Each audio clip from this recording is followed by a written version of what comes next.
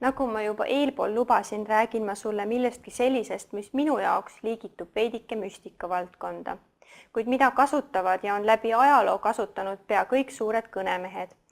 Alustades näiteks Karl Robert Jakobsonist, tema 3 isamaalisest kõnest Lenini, Martin Luther Kingi ja Barack Obamani välja, on kuulsad kõned ikka ja jälle ära kasutanud 3 jõudu.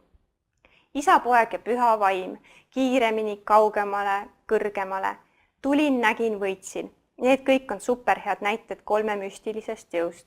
Müstiline on see jõud seetõttu, et keegi ei tea täpselt, miks 3 nii hästi töötab. Mina tooksin välja järgmised põhjused. Esiteks, see kõlab hästi või poeetiliselt. Isa, poeg ja püha vaim kõlab ju paremini kui isa ja püha vaim. Teiseks, 3 ei ole kuulaja jaoks liiga palju seedida. See on lihtne nagu 1, 2, 3. 3 tundub terviklik. Nii nagu igal kirjutisel võiks olla sissejuhatus, sisu ja lõppsõna või igal väitel 3 näidet või argumenti, nii samuti ootame me terviklikuks tulemuseks ka mujal 3-list ülesehitust. 3 jõudu võiks lisaks oraatorioskuse näitamisele ära kasutada veel ka näitlikustamisel. Näiteks kui teed mingi skeemi, siis see võiks koosneda 3 osast. Kui esitled toodet, siis võiksid kasutada ära 3-list esitlusviisi. Esiteks tutvusta toodet sõnaliselt, teiseks näita ette, kuidas seda kasutada ja 3. lase inimesel endal proovida.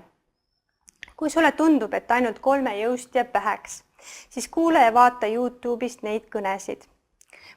Kindlasti märkasid veel paari olulist võtet, mis koos maagilise 3-ga väga hästi töötavad.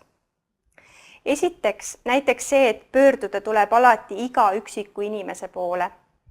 Barack Obama rääkis oma kõnes näiteks noortele ja vanadele, vaestele ja rikastele, demokraatlastele ja vabariiklastele, mustadele, valgetele, ladinaameeriklastele, asiaatidele, põlisasukatele ja immigrantidele, geidele ja heterotele, puudega ja tervetele. Ta ei jätnud kedagi välja ja iga üksik inimene publikust tundis, et president räägib just nimelt talle. Teiseks sobib 3-ga hästi kokku kordamine. Toon sulle näite jällegi Obama kõnest. Kui veel kusagil leidub keegi, kes kahtleb, et Ameerika on koht, kus kõik on võimalik, kes ei usu, et meie esiisade unistused elavad ka tänapäeval edasi, kes ikka veel kahtleb demokraatia jõus, siis siin on teile vastus.